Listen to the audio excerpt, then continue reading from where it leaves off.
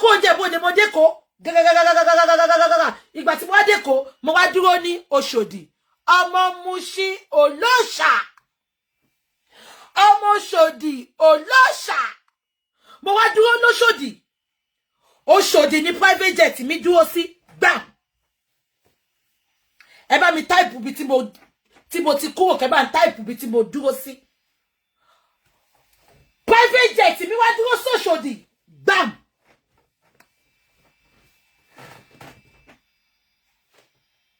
mo wá bi wọ́n pé ẹ jọ̀ọ́ ṣé epo tọ́nu private jet mi ni àbẹ́fẹ́ jẹ́ kí n mú satellite wọnú Òṣòdì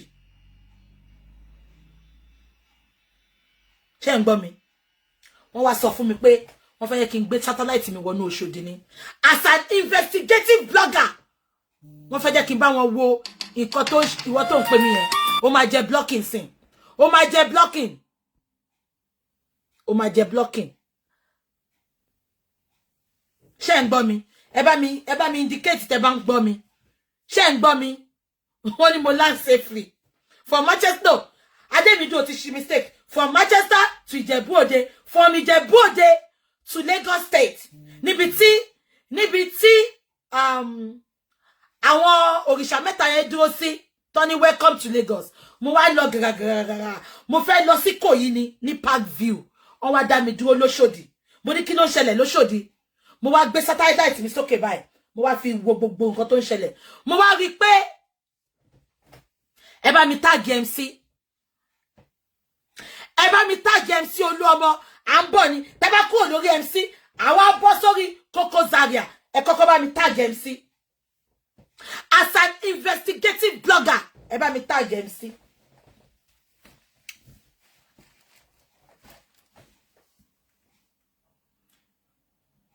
MC okay mo land safely ọwọ́ Davido mo ti ya private jet ẹ bá mi tag MC ṣe àwọn commenters wọn lè make heaven ṣe rí wọn type bí ṣe travel yẹn wọn type ẹ àti dé Òṣòdì ṣe MC ti wọlé ẹ bá mi gbé MC wọlé MC when I talked about you, when I spoke about you few months ago, I said I know you. But mo MC dada ni mo MC dada. Ohun lè ma ohun ò mọ̀ mí, mi ní parọ́. MC ò mọ̀ mí. Ṣùgbọ́n mo MC. Bó ṣe yẹ pé mo meet ẹ one on one ṣé ń gbọ́ mi.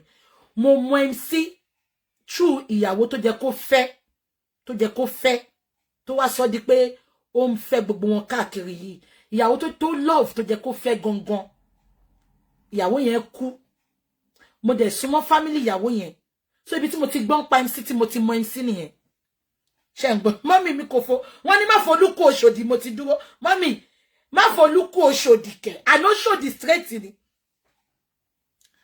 now kí ni wọ́n fẹ́ fàyọ MC there's an adage that says pé current champion ló máa ń wà wọ́n ní táyé bá ń yẹ ni ká máa ṣọ́ra tí gbà bá ń yẹ ènìyàn ká ṣe pẹ̀lẹ́ am I communicating MC ó ti jẹ́ chairman NURTW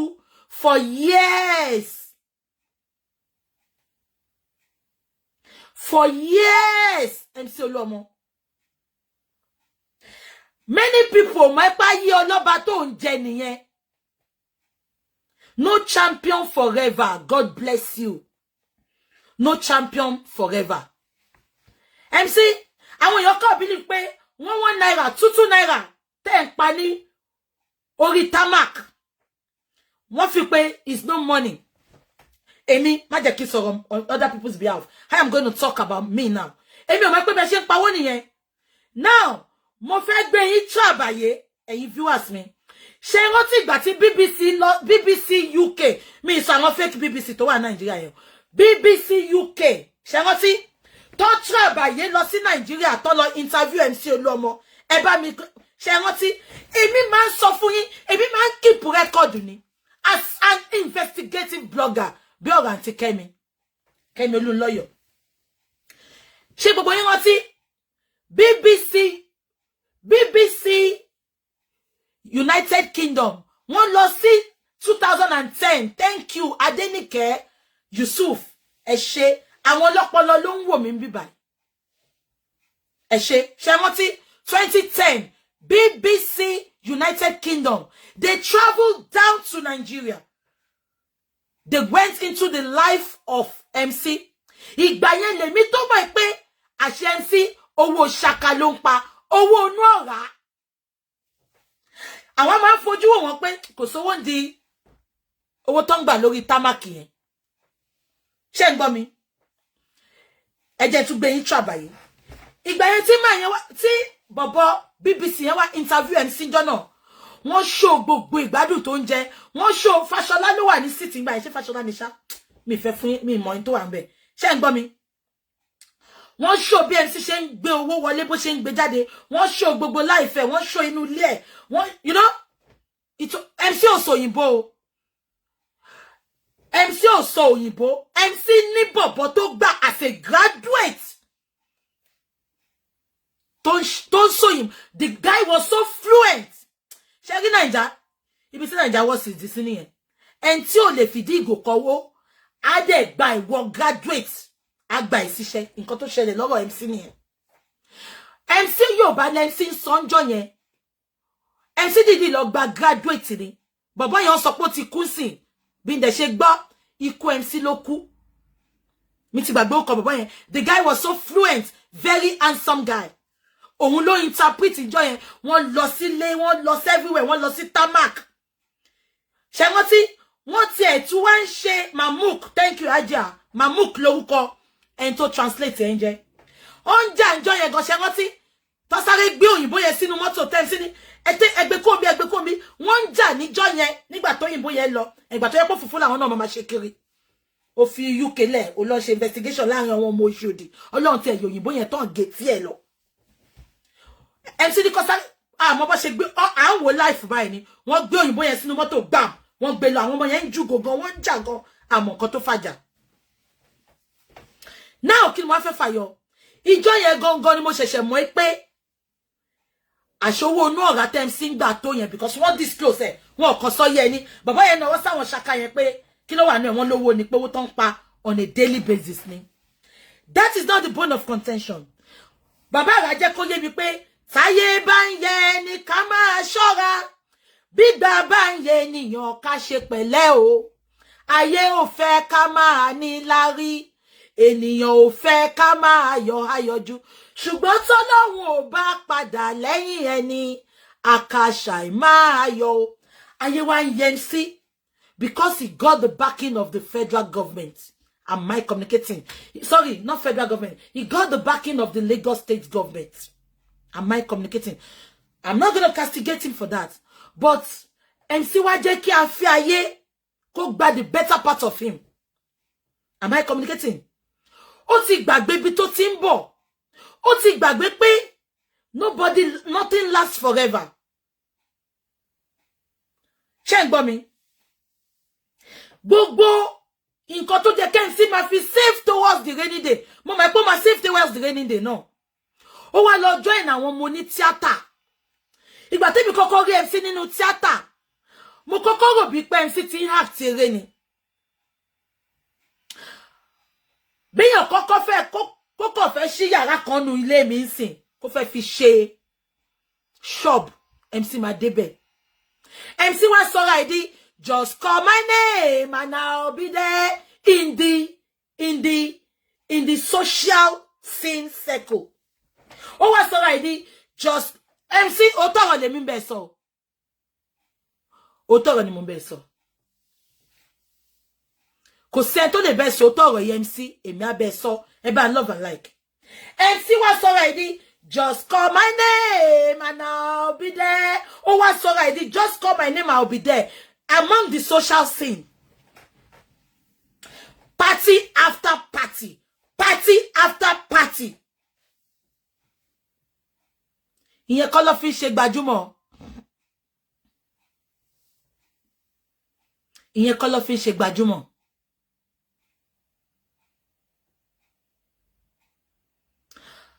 Allege ni o. Tó bá pe roll call. Ṣàṣà làwọn ọmọ ní tíátà Yorùbá tí ò tí jẹṣẹ́ wọn. Ó jẹṣẹ́ wọn yamayama ni because owó ló ń sọ̀rọ̀. Am I communicating? Ó jẹṣẹ́ wọn débi pé ó ní tó bá ṣe ra mọ́tò fún wọn, ó máa fún wọn nílé. Ó dẹ̀ tún ti bọ́ síbò mí nìyẹn. Kò ṣe pé MC ló lọ ń bá wọn o, ẹ jẹ́ ká sọ tọ̀rọ̀. Bí èmi lọ́rẹ̀ ń sìn, bí èmi lẹ́msí ń jẹṣẹ́ o, mo wá mọ́rẹ̀ mi lọ pé ká lọ kí, ìyẹn á tún padà lọ jẹṣẹ́ yẹn lẹ́yìn. Ṣé ń gbọ́ mi? Ó wá sọ̀rọ̀ di president party after party. Now let me tell you something, MC, and everybody watching me this afternoon. Sherry, àwọn kan pè yín sí party tó rán nífẹ̀ẹ́ yín ni. Àwọn kan pè yín sí party tó rán fẹ́ gba ó fẹ́ kó sanwó ni because wọ́n mọ̀ pé tó bá dé party yẹn wàá gbé owó gidi sílẹ̀. Àwọn kan dẹ̀ pè yín sí party because wọ́n fẹ́ fine face. Wọ́n fẹ́ kó pe roll call kó sọ pé àwọn ló wá bẹ̀. Àwọn bí BJ, àwọn bí Abacha, àwọn bí Agun Irosi, àwọn bí Fela, ó ṣe jẹ́ pé àwọn kó àwọn mò ń pè báyìí. Ṣé nǹkan tí mo sọ yé yín? But reverse is the case for MC. MC believe pé àwọn tó bá ti pè òun sí party, wọ́n nífẹ̀ẹ́ òun ni. Let me now bust your bubble, MC. Òrìrí ò kí ń rí di ara ẹ̀. Àwa la máa rí tá máa sọ fún yín. Many of them, they speak ill of you behind you, but they spend your money. Oh, I saw I did last spending. Oh, I gba àwọn ọmọ ṣàṣàlọ́mọ ní tíátà tó ti fún mọ́tò tó ti fún nílé. Kí ni contribution tó ṣe sí ìgbésí ayé MC? Nothing. Mo mọ̀ pé tá bá máa sọ wá sọ pé ó ń domi sílẹ̀ torí ó fẹ́ tẹ̀lẹ̀ tútù. Even at the end of the day gan, presidential election tó lọ, you couldn't deliver. Oh, deliver Èkó. Ibẹ̀ ló ti mọ̀ pé ọwọ́ epo láyé ń bá ní lá. They are just after your money. If you couldn't deliver Èkó, bó ṣe feel pé gbogbo àwọn celebrity yẹn ọwọ́ ẹ̀ ló wà, you can control them, they will support you. You couldn't deliver Lagos for Tinubu. I will tell you the truth. Kí wá láǹfààní orógbó ajẹ́ okòrò apákò láwẹ́ ẹ bá mi love and life shorting flag ni. MC Oluomo and Koko Zaria, stop flagging. Ṣé ń gbọ́ mi? Ibi tá ń lọ kọ́ ni ẹ jẹ́ túbọ̀ gbé yín trabaye.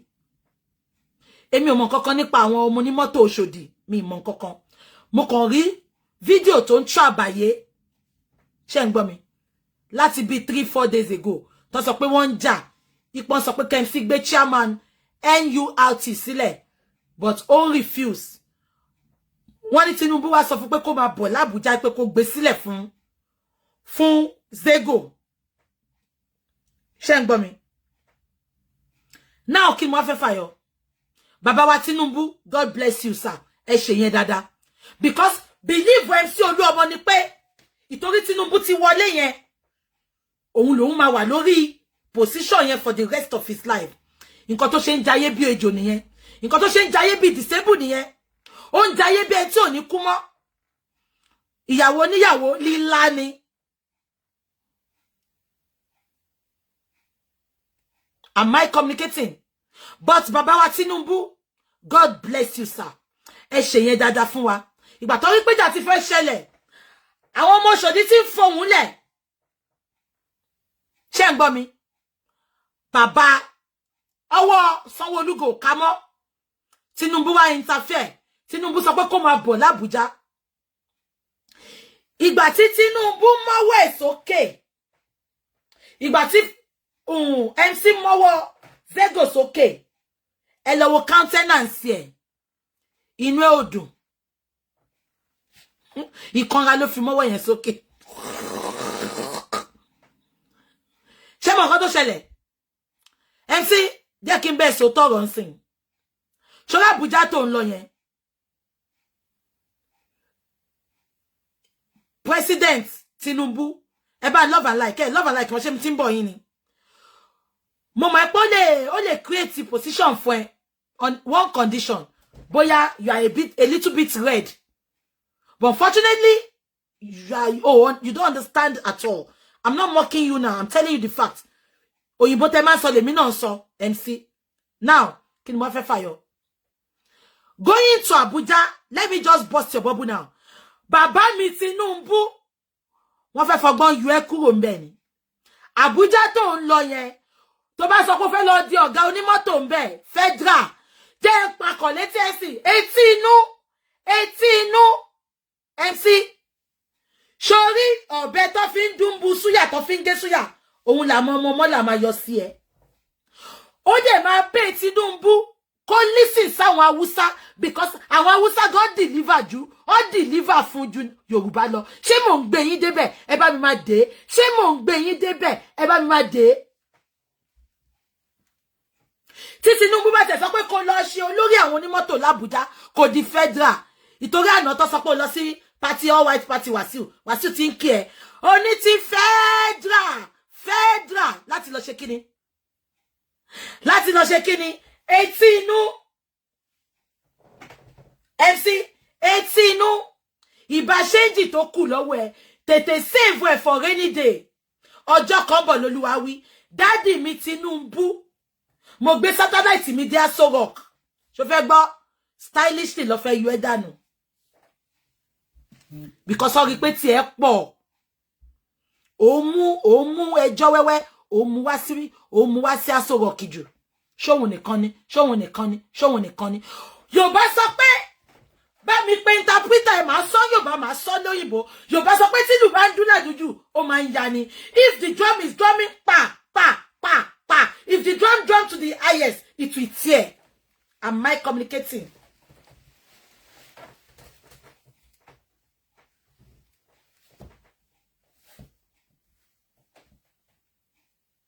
MC, Yorùbá sọ pé tí ìlú bá ń dún ládùújù, ó máa bẹ́ ni. If a drum is drumming pa pa pa pa pa, drumming high to the highest level, if you drum to the drumming sound, it will tear. MC, òun ló èèyàn kan lóyìnbó ìpọ. Òyìnbó sọ ni.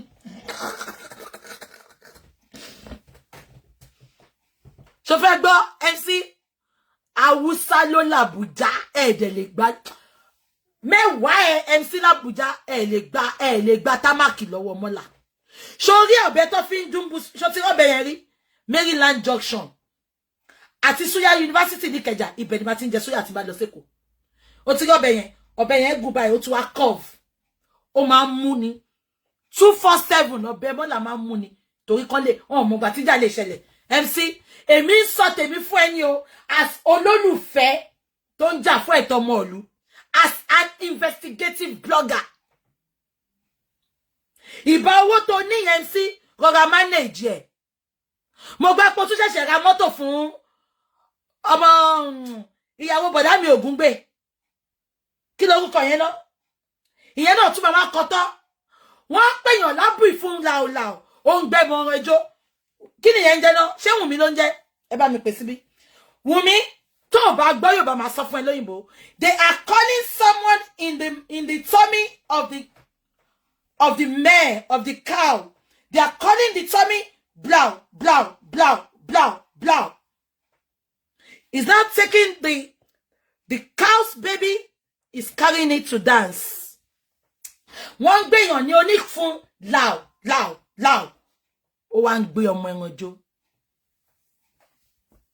Ó ra mọ́tò Wùmí Ajíbóyè. Kí ló fà pé ó ṣe bàbá láàánú mi? Àní mẹ́ni ọ̀fẹ́ yan ọmọ tíátà. Ọpọlọ yẹn fi ń tẹ̀lẹ̀ ni. Oyin tó fi dẹ́kẹ́ lọ́pọlọ, ẹ ti fi dókó, okó dọ̀tí, okó tí ò jẹ́ kó ka yín mọ́, ẹ ti fi dó. Ha! Only BJ have mercy. Ìtorí àwọn English speaking people mi tó wò mí mo ṣe ṣàlàyé. They are calling somebody a cow belly is doing blah blah blah. The intestine is doing blah blah blah blah. And the intestinal tear is carrying baby cow. On pèyàn lóní fún blah blah blah. Ó tún gbé ọmọ ẹran jó. Ṣé 2 months ago kọ́lá kọ́kọ́ lọ sọ pé ó ń fẹ́ MC Oluomo. Ìgbà tó máa kọ́ ọ̀nà ra mọ́tò. ó wá ṣe bàbá láàánú mi mo ti ra mọ́tò yìí thank you bàbá láàánú mi ikú ò mà nípa láàánú ẹ o Wùnmí Ajíbóyè ó ṣẹ̀kẹ́ dìgìdìgì bí ìgbà tó fi pọ́pọ́ọ̀fù síbẹ̀ ẹ jẹ́ ká máa sọ lọ now MC Oluomo sórí bá ṣéǹjì tó kù ní personal account rẹ I know my daddy Tinubu will compensate you but please spend wisely jẹ́ wá gbé ẹ ṣàbàyé MC àtijọ́ tó ti ń bẹ ẹjà táwọn ọmọ Òṣòdì ń jáde fún ẹ èwo nínú àwọn ọmọ ní tíátà lórí tó sọ pé I stand with MC àbẹ̀wò nínú àwọn ọmọ ní tíátà bàjẹ́kásá àwọn ọmọ ní tíátà sí gbogbo àwọn tó ti náwó fún èwo nínú wọn ló jáde sọ pé ẹ jọ̀ọ́ ẹ jẹ́ ká ní sùúrù ẹ jẹ́ ká wo nǹkan tí bàbá yìí ti ṣe èwo nínú wọn ló jáde kò sí MC òun ló fi jẹ́ kó mọ̀ pé ọwọ́ epo láyé ń bá ní lá MC now MC jẹ́ ń gbé ẹ débẹ̀ finally ṣó mọ nǹkan tó fi lè jáde fún ẹ because wọ́n mọ̀ pé tẹ́nì ọ̀tí ẹ ti lọ wọn ò ní gbà wọ́n láyè l'Abuja wọ́n kidnap wọ́n ṣe gbogbo ẹ̀ lójú títí Abuja ṣó mọ nǹkan tó ṣe lè stand fún ẹ because Zego ló fẹ́ lọ pẹ́ẹ̀chì tẹ́ǹtì wọn tí ń sìn wọ́n fẹ́ lọ kọ́lé ti Zego ni gbogbo nǹkan tó gbà lọ́wọ́ ẹ bá ṣe gbà tán lọ́wọ́ ẹ òun ló fẹ́ máa bá Zego ṣe sìn nǹkan tó ṣe gbójú sẹ́ta support ẹ nìyẹn MC kó wá jẹ́ pé mi investigative blogger ni mo wá support ẹ MC ọwọ́ epo láyé ń bá ní ńlá nǹkan tó ṣe máa sọ pé never òyìnbó pọ̀pọ̀ never underestimate anybody love and like mo ṣé mo ti fo òyìnbó pa yín ni mi love inú gan ti ń ro mi gbogbo tí ẹ yé mi mọ́ inú má ro mi o ayin lọ sọ́dọ̀ kí ló kọ ìkejì MC ayin lọ síbẹ̀ ṣé ń gbọ́ mi MC ṣó mọ nǹkan tó ń ṣe lè tiẹ̀ sọ̀rọ̀ ń pa ẹ̀kan ní MC the Lord will be with you I wish you all the best kíní kan àbí kan jà fún ẹ MC ṣé mi lè máa tẹ̀lé ẹ kí n má bẹ gbéná wojú àwọn tó ń bú ẹ yẹn MC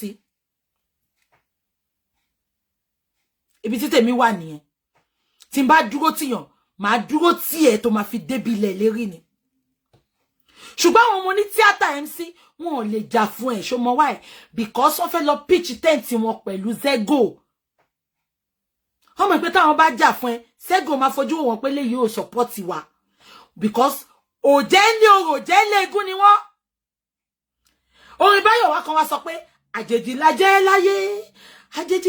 láyé o bó ti wọn káyé yìí odù tó a ó padà lọ́jọ́ kan ilé ayé yìí àwa lọ mà ní ẹyẹlé ìfẹ́ ní tiwa o àdàbà ìfẹ́ ní tiwa o ẹyẹlé kan kì í bónílé jẹ bónílé mú kó wá dọjọ́ kan ìjọgbọ̀n kó wá dọjọ́ kan ìpọ́njú kẹyẹlé ó padà lẹ́yìn afúnijẹ àdàbà ìfẹ́ làwọn ọmọ ní tíátà ní sí ẹ MC ìfẹ́ tí Wùnmí ìfẹ́ àdàbà tó ní sí Mohbad ìfẹ́ àdàbà kò ń ṣe ìfẹ́ yẹlẹlé ìfẹ́ ẹlẹ́yẹlé ìfẹ́ tó máa bẹ́ẹ̀ jẹ tó máa bẹ́ẹ̀ mu tó bá dọjọ́ kú ẹ àgbà kú ẹ kú òun nífẹ́ lẹ́yẹlé ìfẹ́ àdàbà làwọn ọmọ ní tíátà ní sí ẹ MC jẹ́ ìsòyìnbó àdàbà fún ẹ àdàbà flying up the skies àdàbà flying up the sky flying eagle ṣé mo gbà ṣá MC manage ẹ ìfẹ́ àdàbà làwọn ọmọ ní tíátà ní sí ẹ wọ́n bẹ́ẹ̀ jẹ wọ́n bẹ́ẹ̀ mu ó dọjọ́ ìṣòro gbogbo wọn wá forí sábẹ́ tébù wọn tí ẹ bẹ́ẹ̀ rò tiẹ̀ ìgbà tí Wàsíù ṣe white party on the 1st mo mọ̀ pé ká sọ pé ò ní problem ní tó ti yọ ẹ kúrò ní NURT ìwọ ló máa jẹ chairman ń bẹ yẹn ṣé gbogbo wọn ò lọ party ṣé life of continue nǹkan tí mo ń sọ fún gbogbo yín nìyẹn kò ń ṣe MC nìkan lọ́rọ̀ ẹ wá bá Wilson ọwọ́ epo láyé ń bá ní ńlá gbogbo yín tẹ́ fi pé láì sí mi nǹkan kan ò lè tẹ̀síwájú let me bust your bubble today irú èèyàn pọ̀ irú Ọlọ́run ni ò sí ẹ jẹ́ kí n sọ lóyìnbó fáwọn English speaking people mi Plenty. There are plenty of people. There are plenty of men, women. It is only one God. God has no second person. God has no duplicate. We have plenty of plenty people. We have plenty of plenty people. But God has no other person. God has no duplicate. Òun ló wá jẹ́ kí n sọ pé irú èèyàn pọ̀, irú Ọlọ́run ni ò sí. MC, ṣó fẹ́ gbọ́? Tó bá sọ pé bí n dé party yẹn, wọ́n lè ṣe. Tí n bá dé party yẹn, wọ́n máa miss mi. Jẹ́ n fi ti Wàsíù ṣe example ṣe. Wo Wàsíù tó ṣe white party first. Ó mà sí ńbẹ̀. Gbogbo àwọn ọmọ tíátà máa lọ. Wọ́n máa sọ pé torí àwọn ò ní lọ. MC. Yorùbá sọ pé tó bá kọ wájú sí ẹ kó pa. Tó bá kẹ́yìn sí ẹ kó pa. Tó bá kù wọ nìkan kó tẹ́rù ààrẹ pa. MC, ṣó fẹ́ gbọ́? Jẹ́ sọ lóyìnbó for my English speaking people. If it faces you in the front, you kill it. If it faces you from the back, you kill it. If it is you and the lonely at the top, you think twice. Ẹ̀yin olóyìnbó tẹ́ wà lórí chat mi, ṣé ẹ gbọ́ ṣá? Ṣé nǹkan tí mo sọ yẹn, tó bá kọ wájú sí ẹ kó pa, tó bá kẹ́yìn sí ẹ kó pa, tó bá kù wọ nìkan kó tẹ́rù ààrẹ pa. If it face you in the front, you kill it. If it face you in the back, you kill it. If you come together and you are lonely at the top, you think twice.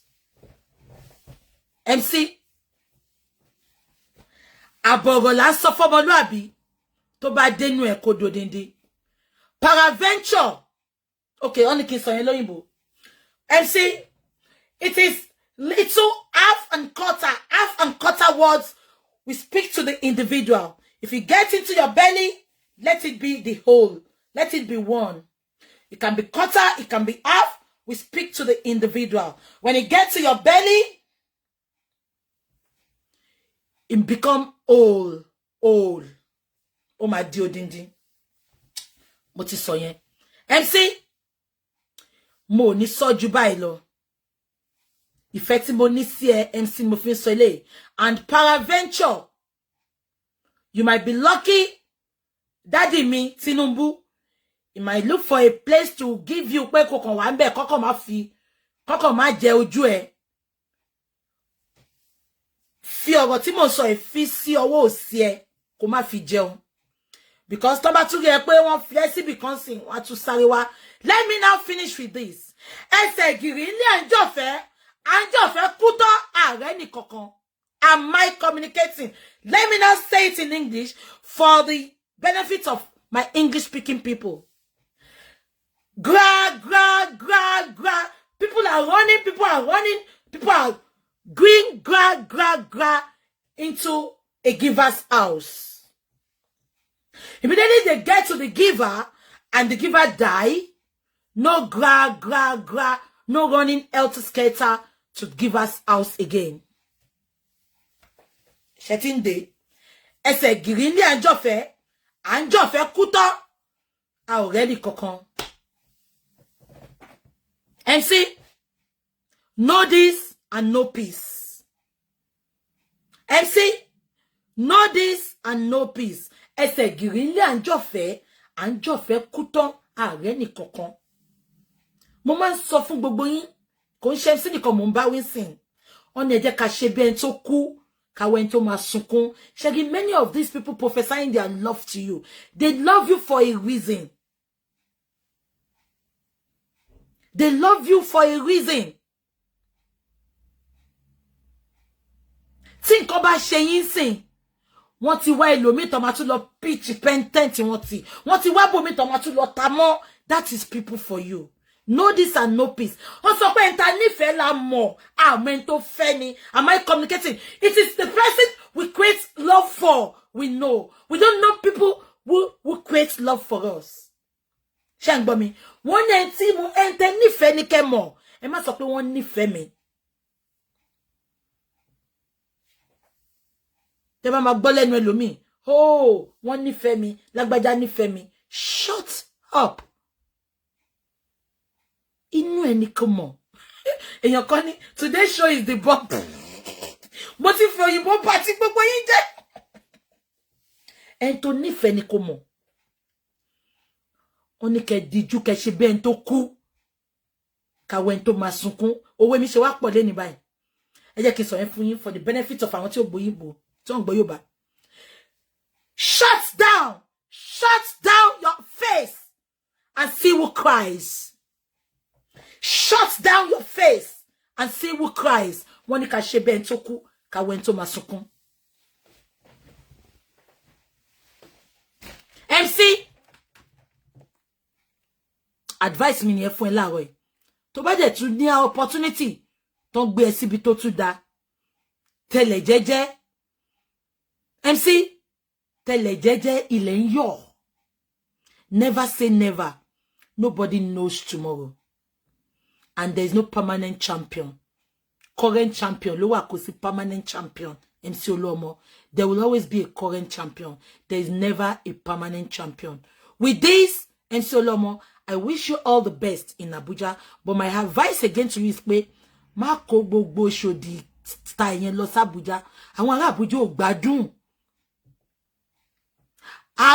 Àwọn ará Abuja ò gbádùn. Wọn ò gbọ́ Òyìnbó, wọn ò gbọ́ Yorùbá. Hausa ló gbọ́. Damboro baka ṣege. Wọ́n ti fọ̀bẹ súyàyọ, wọ́n ti fún ẹ lẹ́gbẹ̀ẹ́. Wọ́n máa ń dá mi lẹ́gbẹ̀ẹ́ ni. Àwọn Hausa ò gbádùn. Àwọn t'Abuja ò gbádùn. Mo ti lọ sí Abuja rí. They are very welcoming. They are very, you know. But tó bá lọ sọ pé ó fẹ́ lọ trabaye, ipe daddy mi Tinubu lọ̀gá ẹ̀. Wọ́n á jẹ ojú ẹ̀ because Yorùbá ò deliver fún Tinubu tó fi dé presidency. Hausa ló deliver fún. Tinubu dẹ̀ máa gbọ́rọ̀ sí Hausa lẹ́nu. Wọ́n dẹ̀ tí sọ fún ẹ pé kó wá jẹ chairman onímọ́tò ńbẹ̀, wọ́n kàn ní kó máa bọ̀ federal ni. Ó lè wà ní Aso Rock kó máa gbálẹ̀. Ó lè wà l'Aso Rock kan fẹ́ ṣe chairman àwọn cleaner. Ó lè wà l'Aso Rock kan fẹ́ ṣe chairman àwọn tó ń fọ mọ́tò. Ó lè wà l'Aso Rock kan fẹ́ ṣe chairman àwọn tó ń check engine kí president tó jáde.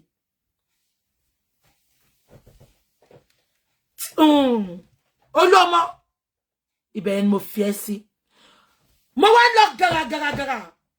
Mo lọ sọ́dọ̀ Koko Zaria. Wọ́n wá ní kí n padà. Wọ́n no ṣòdì náà lòun náà wà. Koko Zaria. Ẹ bá mi pé bọ̀dá Koko Zaria kó bọ́ sí mi báyìí. Koko Zaria. Ẹ bá mi pé Portable. Pokotu Awere olórin. Ẹ bá mi pé yẹn náà. Ẹjọ́ tó wà lẹ́sìn lẹ́jọ́. Mo lọ gara. Mo fẹ́ kúrò ní Òṣòdì. Wọ́n ní kí n dúró ṣóṣòdì. Mo wá lọ satellite mi. Mo fi pé Portable ní Sango Ọ̀tà. Mo wá pé gbogbo wọn sí Òṣòdì. Ẹ bá mi sọjọ́ nìyẹn. Mi tí kúrò l'Òṣòdì. Mo dúró s'Òṣòdì. Mo fẹ́ rí kí ló kọ bàbá yẹn náà. Mo dẹ̀ ti gbàgbé orúkọ ẹ̀ sìn. Ìkejì Oluomo kí ló kọ ẹ̀. Koko Zaria. Ọ̀tà. Ṣọ́tà ni wèrè olórin ń gbé. Portable. Ẹ bá ń pé tó bá máa sọ̀rọ̀ bẹ́ẹ̀ tó ń sunkún. Ẹ bá ń pé Portable. Mo ò tí kúrò l'Òṣòdì. Mo fẹ́ máa lọ sí Sango Ọ̀tà. Wọ́n wá sọ pé kí n dúró. Mo wá lo satellite mi, mo fi pé Portable wá Sango. Portable, bọ́ sí bíbáyìí. Portable. I like you for one thing, Portable. Portable gbóyìnbó so mi ní translate púpọ̀. Portable, I like you for one thing. Do you know why I like you? Because you are a giver. O máa ń ṣàánú. Orin kan wà tó sọ pé ọkàn ìṣòre ni bàbá yóò bomi rin. Ọlọ́run nínú dídùn fọlódodo ènìyàn. Ọkàn ìṣòre gbogbo Olúwa yóò mú sanra. Gbogbo ọkàn tó ń ṣoore láyé yìí. Kò ṣe pé ó ń ṣoore tó ro fẹ́ pẹ́pẹ́ èèyàn kan o. Kò ṣe pé ó ń ṣoore kan lè rí ẹ o. Ó ń ṣoore yẹn láti inú wá. I will tell you for free now. Many oore tèmi ń ṣe, mo ń ṣoore kárí mi. Oore tẹ́nìkan kò tiẹ̀ ní mọ̀ ń pa ẹ̀ nígbà mi. Mo kàn máa send message sẹ́ni yẹn ni. Àwọn ẹlòmíì send message sí mi. I pick randomly. So, mo sorry carry me. Mo sorry po fe copy. Mo sorry pepper them. Ṣé ń gbọ́ mi? Ore gidi. Tẹ́ bá wo Portable dáadáa, ore gidi ló máa ń ṣe. Kò ń ṣore camera, kò ń ṣore pé kán lè mọ̀ pé mo ń ṣe. Genuinely látọkàn ẹ̀wà ló ti máa ń ṣore. That is number one reason. Tí mo fi like Portable, tí mo fi like ẹ gan. Having said that, mo tún wá like ẹ pé kò kí ń dákẹ́. Ṣé ẹ pé mo ti sorry pé tó bá pé òun ni Mohbad ni. Wọ́n lè pa Portable bó ṣe pa Mohbad. Mohbad á ti sọ̀rọ̀. Á ti gbé wa débẹ̀. But having said that, Portable, mo tún máa pa òwe tí mo pa fún MC Oluomo fún ẹ. Wọ́n ní tí ìlú bá ń dún ládùjù Portable, ó ṣetán láti bẹ́. Portable, ìlú ẹ ti ń dún ládùjù. Ìyàwó ò sọ pé òun ò fẹ́. Ìwọ ló kọ̀ sílẹ̀. Ẹ bá mi máa dé. Òyìnbó tún wá sọ pé, Yorùbá tún wá sọ pé, obìnrin tá bá fẹ́ lè jó, ìran ló máa wò lọ. Portable, ṣòro bí gbogbo àwọn ọmọ tó ń fẹ́ káàkiri tó ń fẹ́ lè jó, ṣòro bọ́ máa bẹ́ ẹ kalẹ̀ ni, wọ́n ò lè bá ẹ kalẹ̀.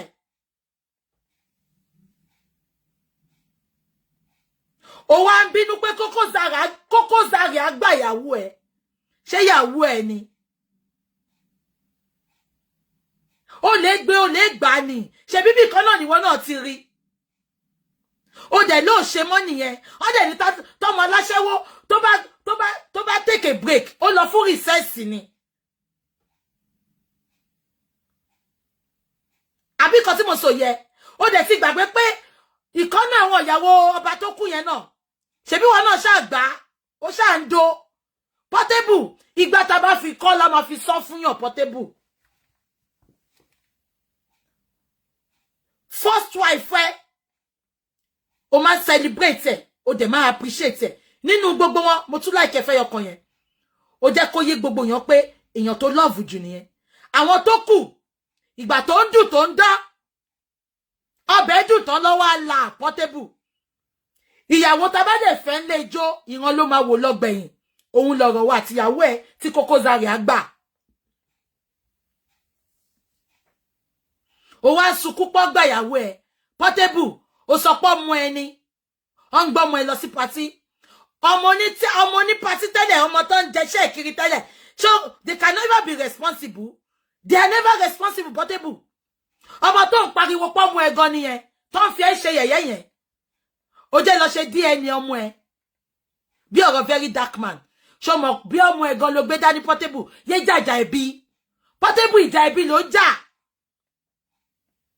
Ẹ máa fẹ́ ìyàwó jọ, ẹ ní capacity fún wọn. Ẹlòmíì àwọn máa jẹ iṣẹ́ ìyàwó yín yẹn, ẹ wọ́n máa sunkún orí burúkú kiri pé wọ́n ń gba ìyàwó yín. Ọmọ yẹn dẹ̀ sọ, ó lò fáwọn olówó oúnjẹ ò fún wọn. Ṣé bíbí kan ló máa ti jẹun? Portable, gbé gbogbo ẹnu ẹ sàn, kó tó wọṣọ tẹ́lí tóbi. Gbé gbogbo ẹnu ẹ sàn, kó kọjú ẹ mọ́ àwọn tó kù. Òun fẹ́ ìyàwó jọ, ò ní time fún wọn. Ó wá sọ pé ọmọ ẹ, ta ló sọ fún ẹ pé ọmọ ẹ ni? Have you confirmed it? Ṣó ti ṣe DNA? Bóyá ọmọ Koko Zaria gan lọ gbé lọ wo Koko Zaria because tí nǹkan mi ò bá sí ńbẹ̀. Abiyamọ gidi kò ní gbé ọmọ ọdún kan lọ sí party alẹ́. Ọmọ tó yẹ kó máa sùn. Tó ò bá níyàwó lọ́mọ ọ̀dọ̀, ó láwọn àti àdúgbò tó lè fún ní 500 naira kó bẹ́ẹ̀ sùn tọmọ. Abiyamọ gidi, ó wá gbé ọmọ ọdún kan, ó wá gbé lọ sí party alẹ́, ó wá ń gbé kiri. Ó dẹ̀ mọ̀ pé party àwọn ọmọ Ṣòdì. Ó máa ń rọ̀fù bí wèrè ni. Tó bá lọ yìnbọn lálẹ́ ẹjọ́ yẹn kọ́. Ìyàwó Portable wọ̀ mò ń bá wí o. Olóbò pẹ́ẹ́lí. Ìwọ mò ń bá wí sìn. Portable, ó wá rí obìnrin tó jẹ́ kó ọmọ sùn sílé. Ó wá gbé ọmọ lọ sí party. Ìwọ wá ń bínú ṣọmọ ẹni. Portable, ṣọmọ ẹni lọ ṣe DNA. Ọkùnrin tó bá ti ń fẹ́ obìnrin káàkiri tó ti ń kó wọn jọ, 99% wà guarantee pé àwọn ọmọ tó ń bí gan ṣọmọ wọn. Because àwọn obìnrin kan wà, wọ́n ti gbé jọ wọn lọ, kó ṣá máa dó wọn ni, adó nípa ni wọ́n. Adó nípa ni wọ́n, kó ṣá máa dó wọn ni, kó máa dó wọn ni. Portable, were you there for them? Ẹ máa fẹ́ ìyàwó jọ, ọkùnrin mi máa bá wa yín service ẹ̀, ọ̀pọ̀lọpọ̀ àìmọye ọmọ àlè inú ilé mi. Portable wá ń sunkún sábọ́, ṣọ́ sọ fún ẹ pé àwọn ọmọ ẹ ni. Ó jẹ́ lọ ṣe DNA. because nǹkan tó mú girl yẹn tó gbé ọmọ ọdún kan tó gbé lọ sí party alẹ́ party àṣemọ́jú ni o tún wá ń gbọ́ ọmọ Mushin olóòṣà ọmọ Òṣòdì olóòṣà ògbẹ̀yẹ ló wá gbé party lọ wọ́n wá sọmọ yẹn di pass me around the basket wọ́n wá ń ju kiri wọ́n ń gbé kiri irú àwọn ìyàwó Portable tó gbọ́mọ lọ party irú wọn lọ́mọ máa fọ́mọ lógógóró mu irú wọn lọ́mọ máa fọ́mọ lógógóró mu lọ́mọ máa fọ́mọ lọ́tí mu lọ́mọ ní kò bá nǹkan kan dé. Portable know this and know it for free kó tó máa sunkún pọ̀ mú ẹni ìtorí mo ráṣọ Christmas tó wọ̀ ó fẹ́ wọ pyjamas Christmas ó lọ wọṣọ Teletubby ó lọ wọ sọmọdọ̀bọ mo rí fìlà tó dé náà mi tó tí accuse Koko Zaria ó dé fìlà òtútù tá bá dé fáwọn ọmọ òkókó nílùú òyìnbó ta ni wardrobe manager iná Portable tí n bá ti ń bọ̀ lé máa bẹ ra cream kó tẹ̀ fún mi ní good skin díẹ̀ ojú àwájà bí ìgbà tó dá yẹpẹ sí tó rí Portable wọ́n ní màjà màsálà mọ̀já kíkanjú akíkanjú tó bá mọ̀ ọjà tí ò mọ̀ sá irú wọn máa ń bógun lọ ni. Portable mo ṣe lè fún ẹ̀ tó bá búrò mi ní mo fẹ́ jẹ́ kó bógun lọ fi Koko Zaria sílẹ̀ ìgbà ló ní ìgbà ń lò Délé Táíwò ẹ sì máa gbọ́ pẹ́rì pẹ́pẹ́ Délé Táíwò ló kọrin yẹn nígbà yìí ẹ̀ màjà màsálà mọ̀já kíkanjú Portable kò sí wàláì kí Fọlànà jẹ́ sànẹ́ kò síbi tó lè lọ ó máa jẹ̀bi ẹ̀sùn tó fi kọ́ Koko Zaria ni ìtorí wọ́n ló sọ pé ó ṣe mọ́ 6 months ago ó lè gbé ó lè dẹ̀ gbá ni so Koko Zaria ti gbá nìyẹn gbàdúrà fún wọn kó pẹ́ lọ́wọ́ wọn wọ́n á tún pàṣẹ ẹ̀ sánàdọ̀ ọmọ onímọ́tò tó bá yá ni. Portable ìwọ ṣe fọ̀rọ̀ sí kùnbí àbà wọ́n ní ta bá dẹjú àrímú ó tún wá ń bú Koko Zaria ó sọ pé Koko Zaria ó ń kọ́mẹ́ǹtì sábẹ́ fọ́tò ọmọ ẹ̀ àbúrí ẹ̀ burú ni Portable mo ti ní mo ní bú ẹ̀ ṣorí pé ìjà ọ̀dẹ̀ ló ń jà Portable ṣorí pé ìjà ọ̀dẹ̀ ló ń jà èèyàn kọ́mẹ́ǹtì sábẹ́ fọ́tò ọmọ ẹ̀ ṣó bá restrict èèyàn kó bá kọ́mẹ́ǹtì sábẹ́ fọ́tò ọmọ ẹ̀ ni you are just making fool of yourself ṣó bá pé máa ń sọ̀rọ̀ tí máa ń like ẹ̀ tí mo sọ pé mo like ọmọ mi ní ẹ̀ àbí kò yẹ ṣorí ìjà tó ń jà ẹ̀ mi ní support ẹ̀ o as an investigative blogger as a human activist mi ní support ẹ̀ fẹ́lẹ̀ torí jà ẹ̀bí ni a máa jẹ̀bi bọ́ kóòtù ni ó tún wá ń bú Koko Zaria pé ó kọ́mẹ́ǹtì sábẹ́ fọ́tò ọmọ ẹ̀ ṣó máa restrict ẹ̀wọ̀n tó máa kọ́mẹ́ǹtì ni mo sọ fún ẹ yé pé lọ́mọ ẹ ní to everybody but lọ ṣe DNA tó bá ti ṣe DNA ẹ ti mọ́rú wọn àwọn Portable yẹn ó fẹ́ kó gbogbo wọn jọ ó wà okay fún wọn láti show off first wife which is very good ó mẹ́pẹ́jẹ̀ ló ràn láwa gbogbo àwọn tó kù yẹn ni jẹ́ kí n dẹ̀ sọ fún ẹ 99% of àwọn ọmọ tó fẹ́ tó ń pè níyàwó yìí kò ṣe pọ́n love ẹbẹ́ yẹn náà owó ẹ̀ lọ love ìwọ ló wọ about 10 years ago sẹ́yìn tó lówó lọ́wọ́ sórí ìyàwó kójọ báyìí ni Portable owó ẹ̀ lọ love gbogbo tí gbogbo ọmọ máa gbé sórí platform tó ń celebrate ẹ òpònú ní ẹ òwò bí tó ti ń bọ̀ òwò bí tó ti bẹ̀rẹ̀ ta ló mọ̀ yálà yá ẹ ní 5 years ago Ọlọ́run wá gbógo fún ẹ orin tábúrò mi Ọlámídé ẹyọ kan tó kọ fún ẹ ló ti kọ láti jọ ẹ ṣùgbọ́n lára àwọn tó lọ sọ pé màá ráàánú gbà Olúwa mi jẹ́ kó yé mi pé òun á ṣàánú fún ẹ tó máa ṣàánú fún o pẹ̀lú àwọn tó ráàánú gbà lọ́wọ́ Ọlọ́run orin kan ṣoṣo yẹn ló kọ ṣùgbọ́n gbogbo ògo ẹ ṣe ń tàn o lákìrí bí ṣe gbọ́ngàn sìn Abu Ebel o ti ralé lọ́wọ́ Abu Ebel ní Lẹ́kì over 100 million house ló rà lọ́wọ́ Abu Ebel ní Lẹ́kì o pẹ̀lú àwọn tó lọ ń ṣe lógo ó wá fẹ́ fayọ̀ fọ́ ó máa bèrè lọ́wọ́ àwọn obìnrin tó kó jẹ pé níbo ló wà lọ́dún 5 sẹ́yìn níbo ló wà lọ́dún 10 sẹ́yìn ká dúpẹ́ fún Koko Zaria sorry ká dúpẹ́ fún Ọlámídé tó kòlábò orin pẹ̀lú ẹ̀ gbogbo àwọn wèrè tó kù tó fi ṣèyàwó yìí igi dá iyẹ́fò ni wọ́n tó bá kù díẹ̀ ká tó lè ní ò lè rí wọn mọ́ so stop fighting over a woman stop it Portable. Stop it, don't be jealous. I'm a street there. Jealousy should not be part of your rules and regulations. You want to look kóbìnrin jọ wá jealous. Orí ẹ burú Portable. Exactly. You want to eat your cake and have it. It is not possible. Ó ti ní kó máa lọ. Let her go and go in peace. Oh, my God, oh, my jagatolo, you're cool long way. I don't know why women just date all these men because of money. Emi afẹ́rù wọ Portable ìsìn. Àwọn máa ṣe yàmàyàmá yẹn. Wà lọ máa bá obìnrin kọjá. Wallahi, let me tell you, there's something called love. It's not, everything is not about money. Àwọn èèyàn kan wá ìgbẹ́ sókè lọ́la pọ́kọ mi o, tó dẹ̀ lọ sunkún fún obìnrin kan tó ti fi ẹlẹ̀. And you call that love? Àwọn máa sọ mọ́ first wife lọ́la. Portable, mo rò pé o ti pẹ́ lórí street, ó jẹ́ kó ní kankan tó ń jẹ́ street orientation.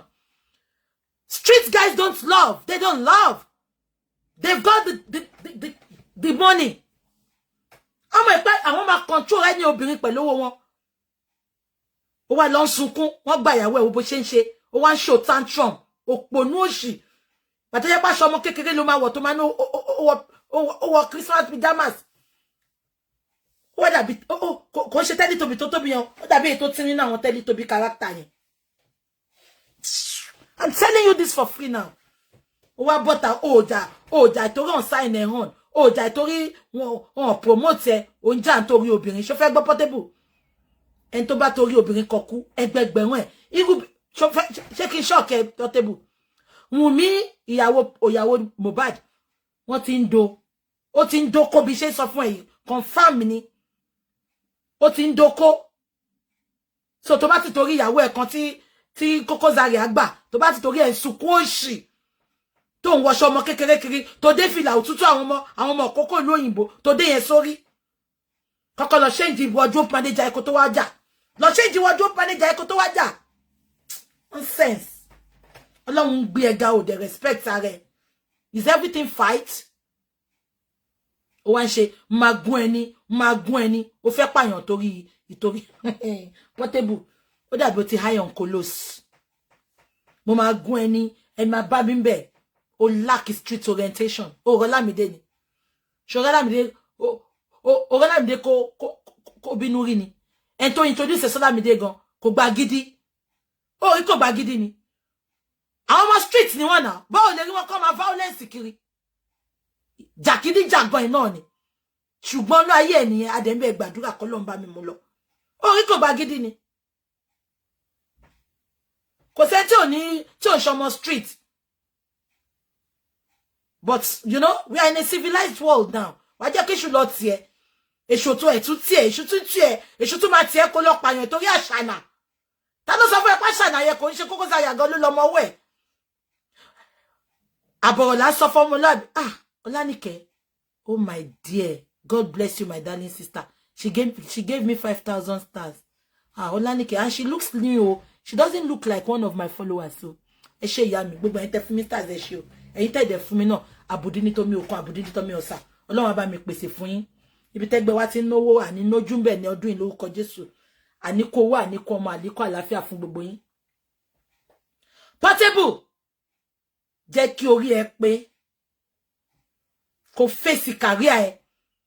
Tó bá sá fẹ́rẹ́ díẹ̀, tó bá sá fún ẹ lẹ́ni fẹ́. Portable, sórí gbogbo àwọn wèrè tó pè níyàwó yẹn. They will leave you. They will wo ìgbẹ́ ìfẹ́wé wo ìyàwó ọba tó kú yẹn. Òun kọ́ ni ìwọ náà kíìsì tó ń ka wọ́n bọ̀ lẹ́nu sìn. Kò tiẹ̀ náà máa mọ́ọ̀nù ọba yẹn fún 5 years. Ó ti sáré ń do. Portable, kò ní sáfẹ́rẹ́ fún ẹ o. Kò ní sáfẹ́rẹ́ fún ẹ o. Portable, kò ní sáfẹ́rẹ́ fún ẹ. Wo owó lobìnrin mọ̀ o. I'm not part of the women o. Our man love unconditionally ni. But let me tell you, many ladies out there now, owó lọ́mọ, gbàgbé òṣì, they will never prophesy their love for you if you don't have money. Portable mo béèrè lọ́wọ́ ẹni sẹ́. Níbo ló wà ní 5 years ago? Kíkò gba gidi tó mọ ẹ lọ sọ́dọ̀ Ọlámídé àbúrò mi. Gbogbo àwọn celebrity làbúrò mi. Wọ́n kúkú fún mi kankan. Wizkid, ó ti fún mi kan dùn o. Wizkid, ó ti fún mi kan dùn o.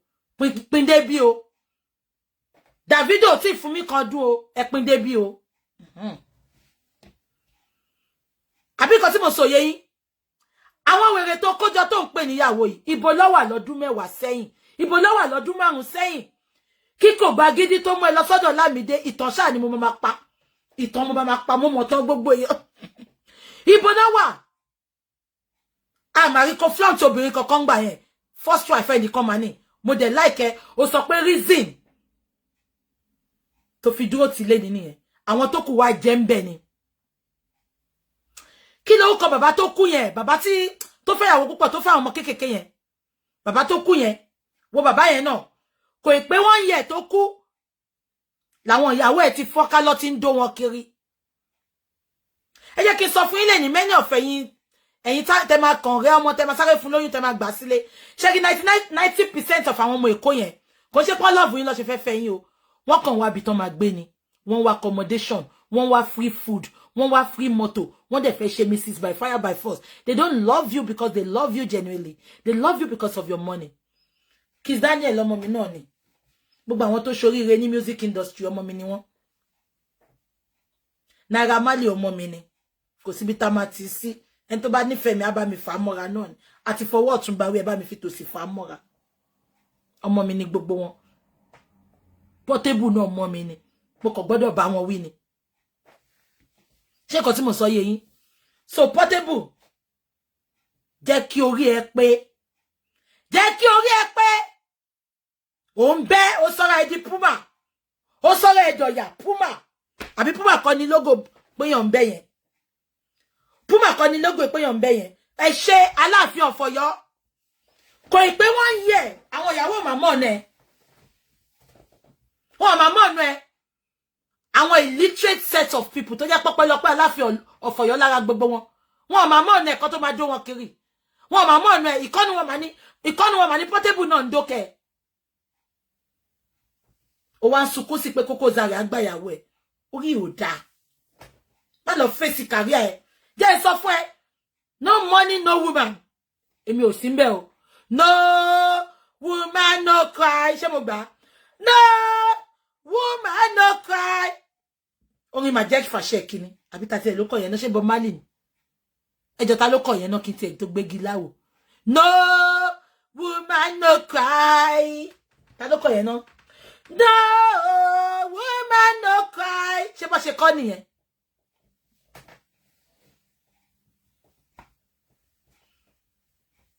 Pasuma ọ̀rẹ́ mi ni Pasuma ẹ̀gbọ́n mi nìyẹn Pasuma jù mí lọ ẹ̀gbọ́n mi ni Pasuma ọ̀rẹ́ mi ni Pasuma Bob Marley ló kọ ẹ ṣe jàre mo ní Majek Fashek mo ti Majek Fashek in New York Majek Fashek in New York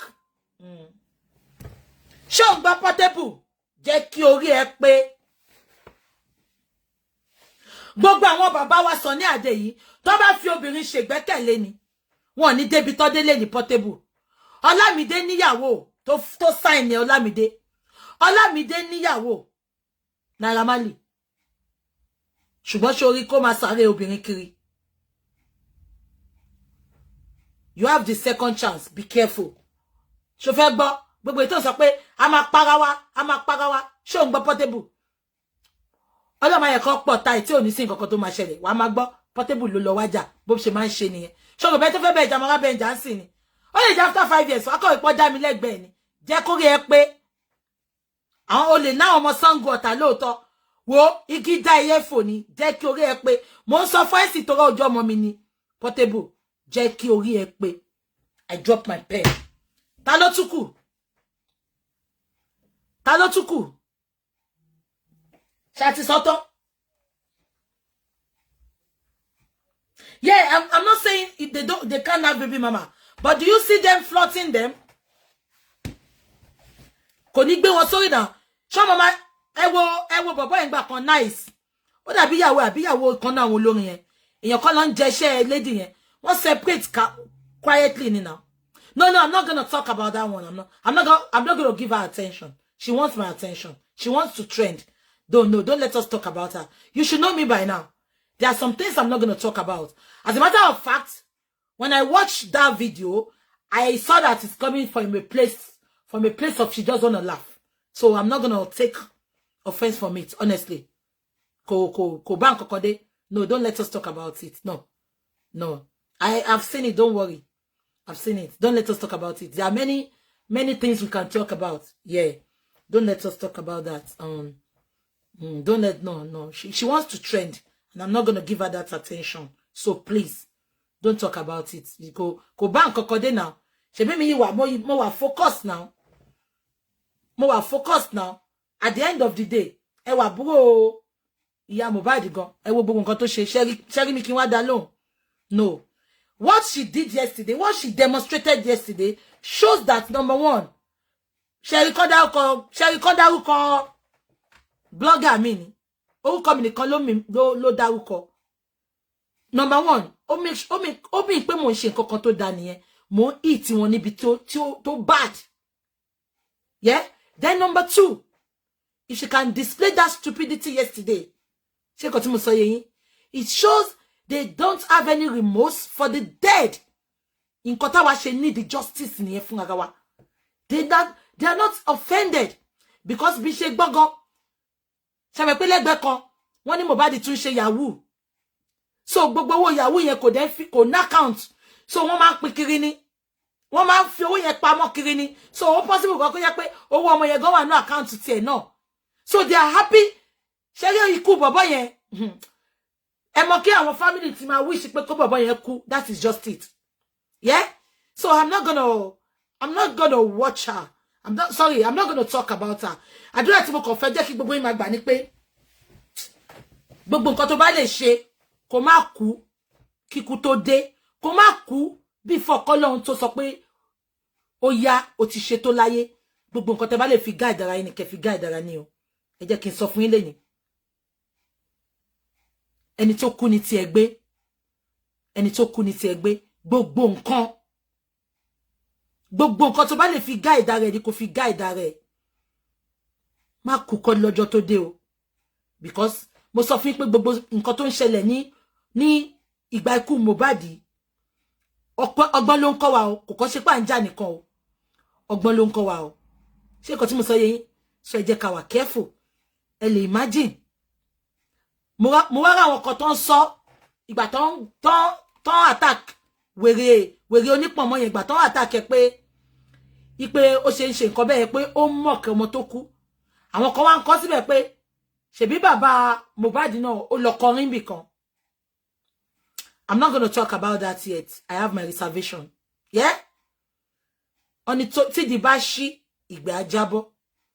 Mo ti sọ fún yín lẹ́ẹ̀kan pé ìgbà míì ọ̀rọ̀ wà kò ní sáyè. Ìgbà míì àyè máa wà kò ní sọ̀rọ̀. I don't want to talk about that now. I will come out tí time bá ti tó láti wá sọ̀rọ̀ nípa gbogbo ẹ̀. Ṣó yé yín? But ignore non-entity yẹn. Ignore wo bó ṣe rí. Phone mi dẹ̀ wà bí omi bá fi bó ṣe rí wọ̀nyí. Ṣé yóò gbọ́dọ̀ búra bẹ́ẹ̀ yẹn kẹ́ sọ pé wà okay. Mọ̀ pé ibi arò ní Amẹ́ríkà tó lóhun wà. Mọ̀ pé bẹ́ẹ̀ ló ti sá jáde. Ẹ wo bó ṣe wọṣọ lánàá. Ìyá ò bàbá bá tán. Ó wá dàbí letter L. Ó dàbí ẹni tí ò ní direction. Ẹ wo bó ṣe dúró lánàá yẹn. Ó dàbí she's very very relevant. Olanike. I'm not gonna give her my time. I'm not gonna give her that publicity she's desperately, yelling for. I'm not gonna give her. Yeah.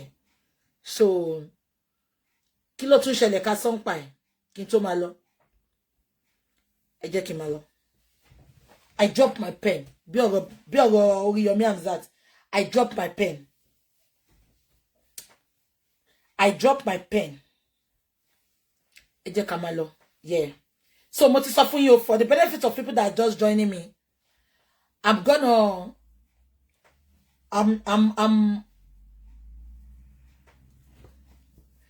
told you, please, let me tell you something about me. Sherry, ibi tí mo bá journalism dancing. Mo ń tanra mi àbí. Ibi tí mo bá blogging profession mi dancing. Ṣé ń gbọ́ mi? Ṣé àwọn kan wà, ògo wọn ti wọlẹ̀, ògo wọn ti wọ omi. Wọ́n fẹ́ fi mí pot dead glory wọn ni. So, when you look at me very well, I choose my battle wisely. I face what I want to face. I don't get distracted. Am I communicating? Ṣé ń gbọ́ mi? Now, there are many ranters out there which I don't respond to just because mo fẹ́ jẹ́ kó fi